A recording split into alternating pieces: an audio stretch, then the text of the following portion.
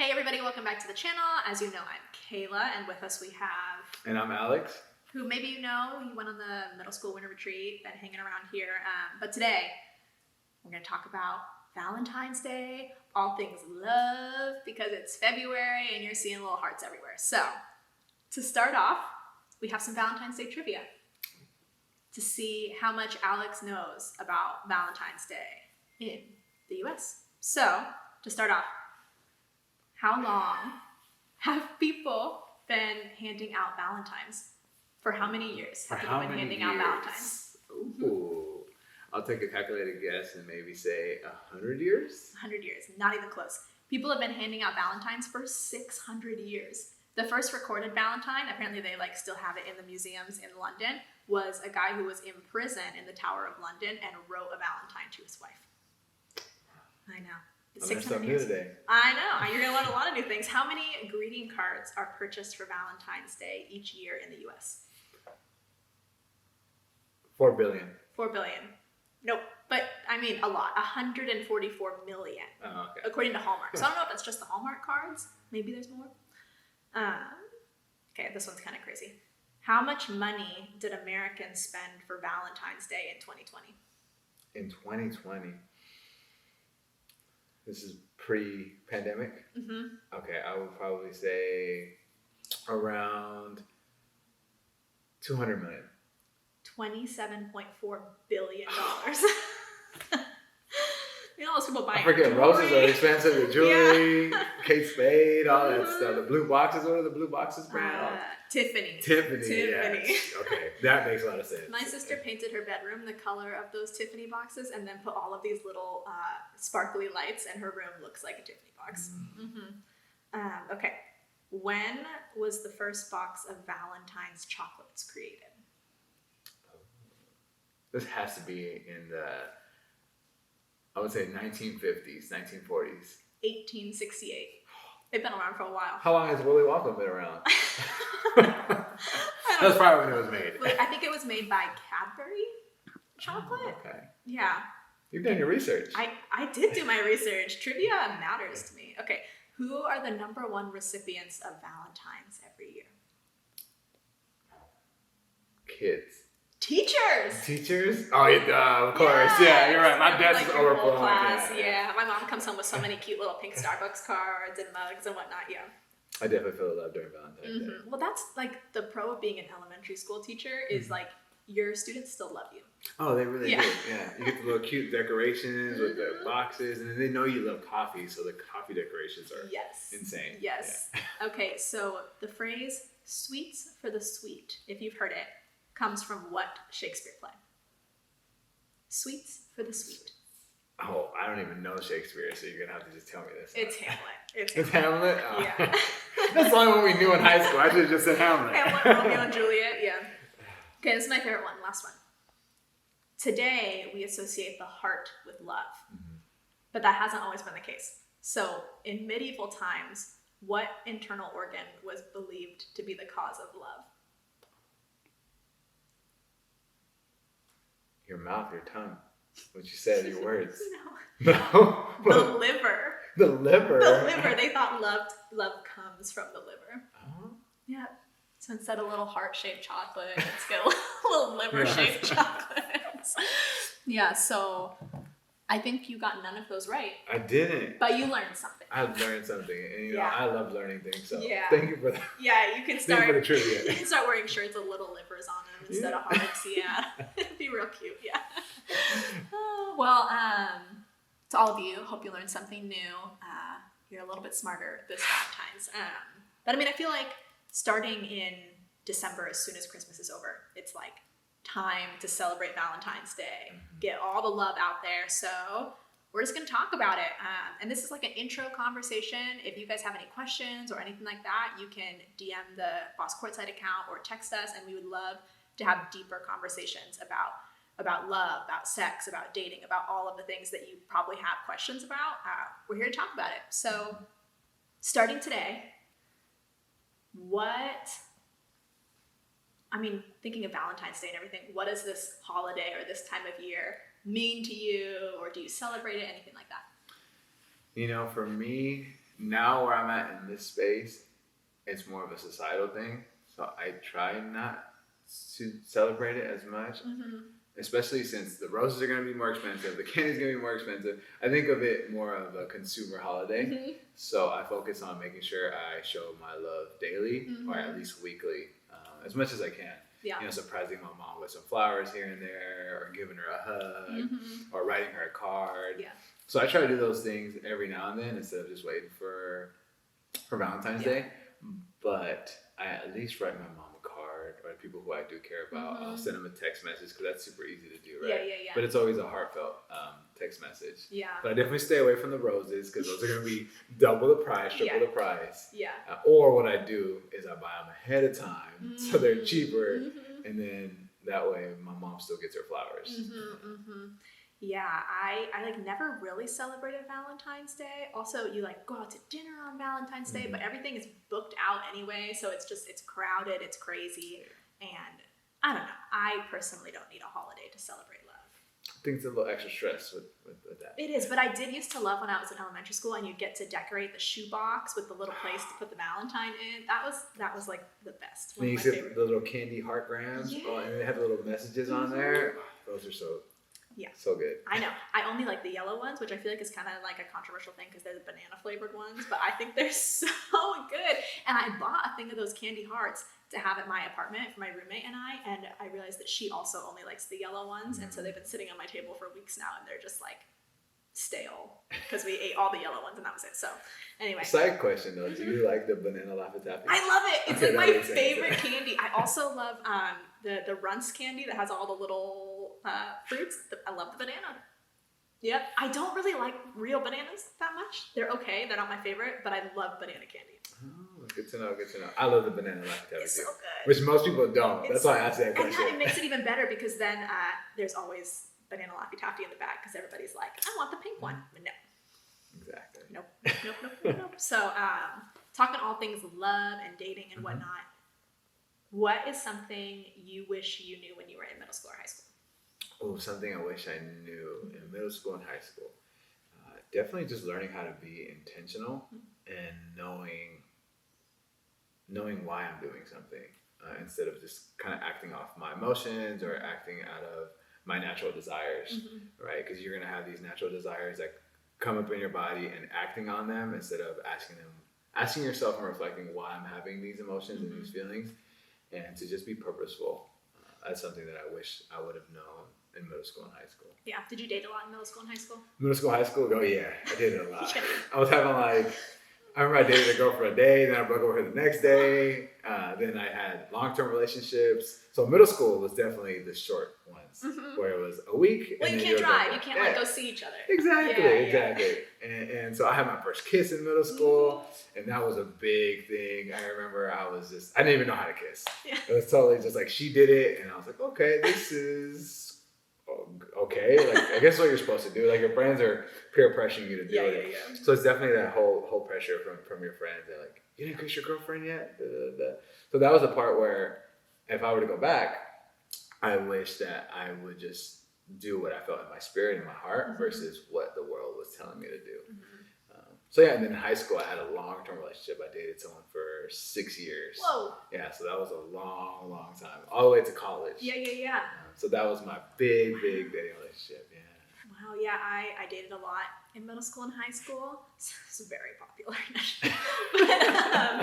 but I've been reflecting on it and thinking of talking about it today that I definitely dated for all the wrong reasons in middle school and high school. I don't think it's wrong to date in middle school and high school. I think date who you want to date, but I did not know why I was in those relationships until I'm looking back on it. And for me, it was all about, I just wanted to be validated. I wanted somebody to tell me that I was pretty. I wanted somebody to make me feel special.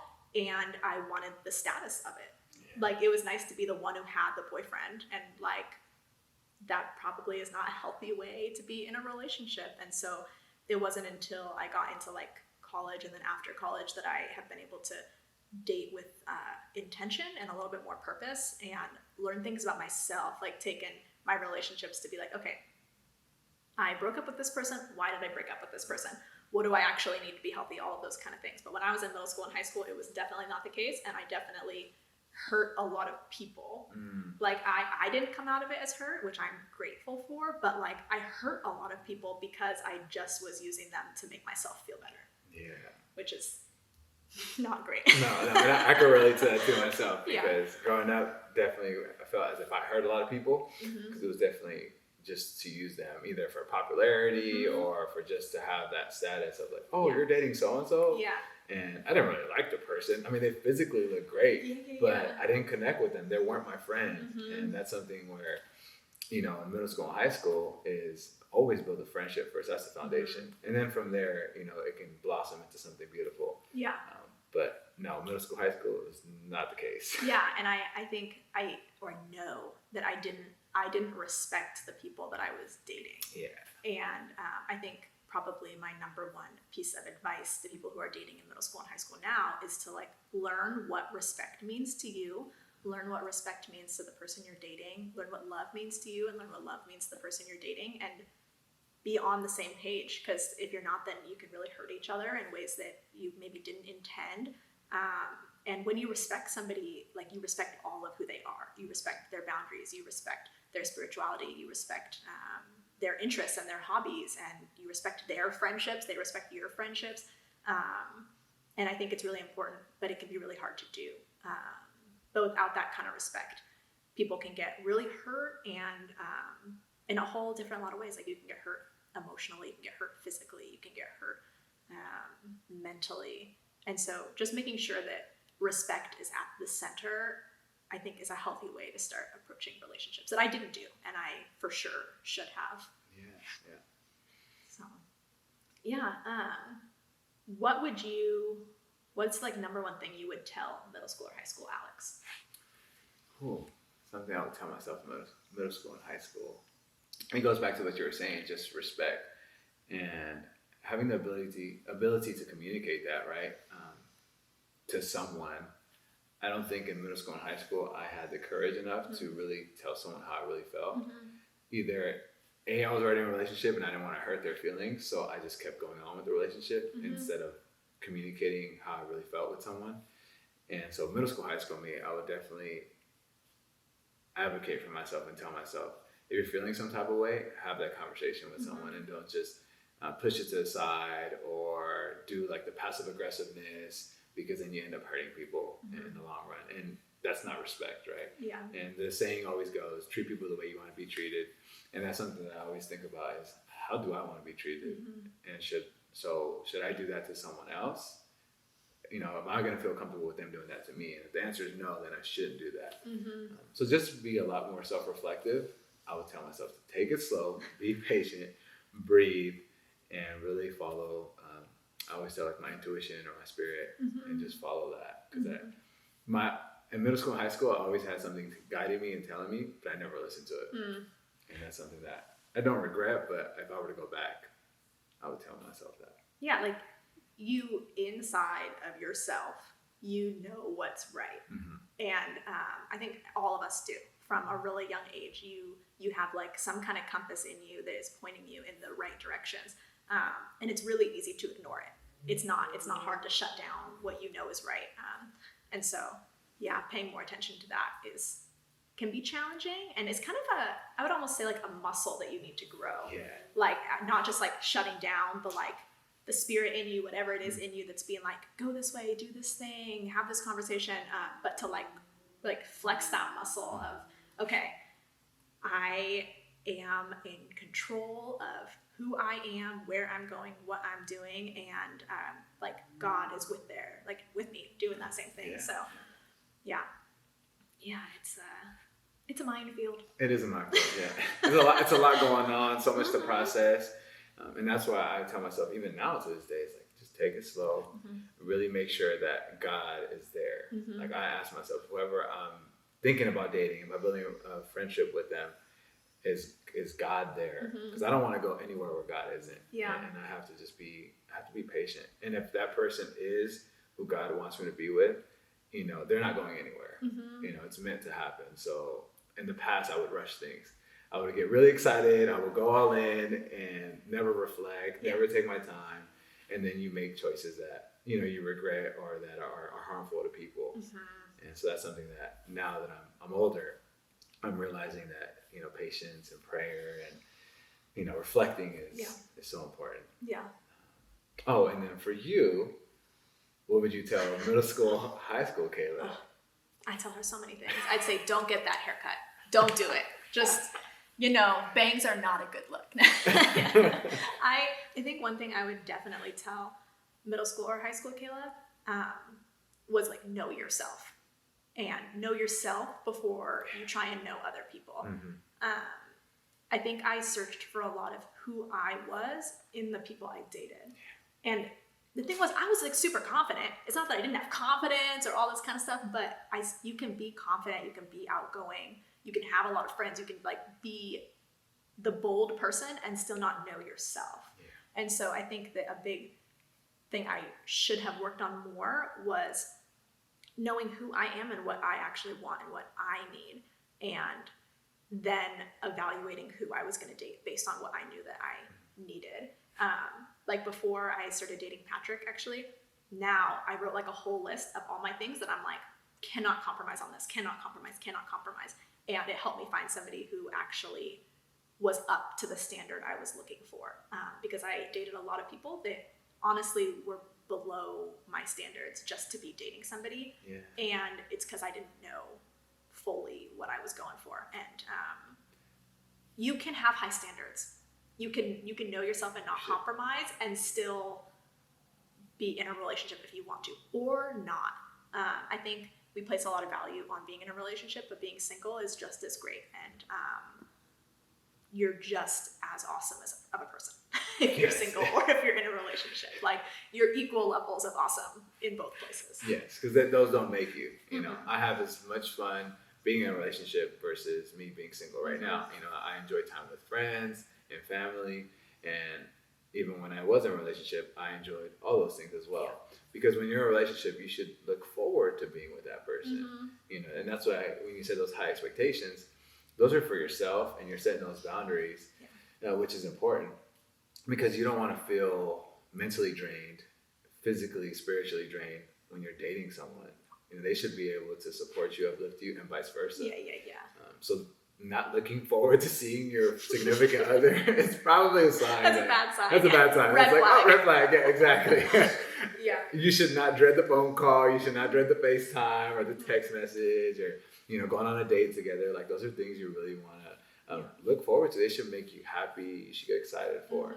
And that takes time. That takes a lot of effort to cultivate that, right? And as I've learned, even with a long-term relationship, you have to continue to keep the fire going. You have to tame it. You have to grow. You have to cultivate it to keep that excitement, right? That chase, they say at the very beginning. So it's love. Love takes work. It's action. It's a verb.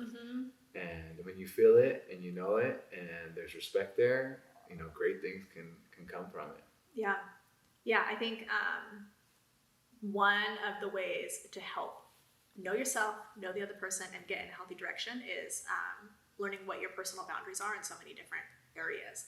And I think when we think of boundaries, we often are like, oh, they're this like big fence that you're putting up and they're mean, and like that's the opposite of what a boundary is. It creates health for you and for other people in all areas of life. Boundaries with your family, boundaries with your siblings, boundaries with your friendships, boundaries with your volunteering, boundaries with your romantic relationships.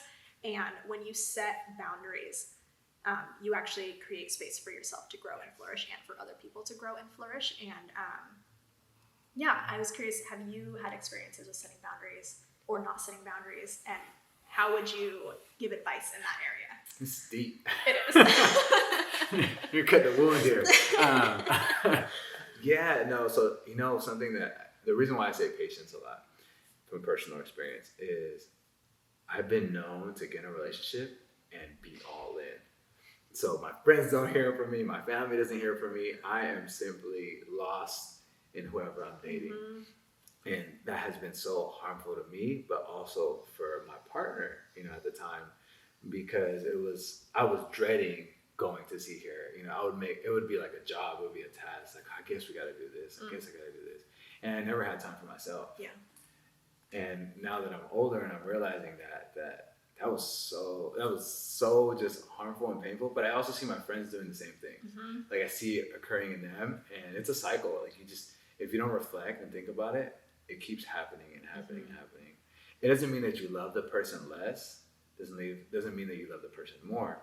You're just setting boundaries so you can continue to love yourself, and you can also love your person, your partner, or your family. Because we have so many people that we love and care about, and so we have to set that balance of boundaries in order to be healthy and to do all those things in a meaningful way.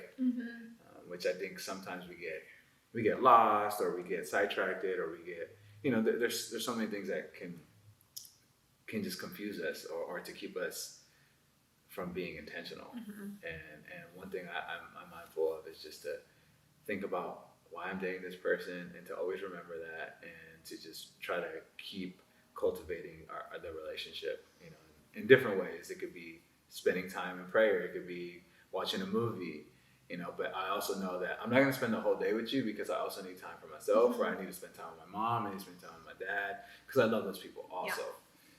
Or if I'm going to spend a weekend with you, I'm not going to spend, the whole rest of the week with you as well.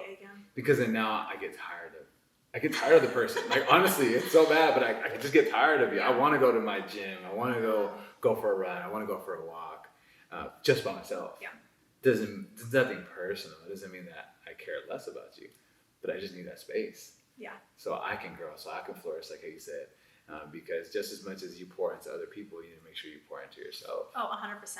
And I think I see so many people, so many of my friends who get into a relationship, and then you just never hear from them again, because they're like, oh, my whole life is this person now, and they haven't set a healthy boundary for them to continue to do their schoolwork, to do their sports, spend time with their friends. And you need all of these things in your life, not just that one person. So I think that is really healthy and really challenging. I think setting physical boundaries can be really challenging, but also really healthy. Like, this goes back to knowing yourself. Know physically what you are comfortable with and what you are not, and verbalize that to the person that you're with. Because if they don't know your boundaries, they might cross them without realizing it. If you don't know their boundaries, you might assume something of them that isn't true. And you can get into a really physically unsafe place if you don't have room for that communication and room for the boundaries, and somebody who's going to respect you when you say what you are willing to do or what you want to do, and what you're like, this is a hard pass for me. And so establishing those kind of boundaries can be kind of scary, because I know a lot of times you're like, oh, if I say I don't want to do this, then they're going to leave me or whatever.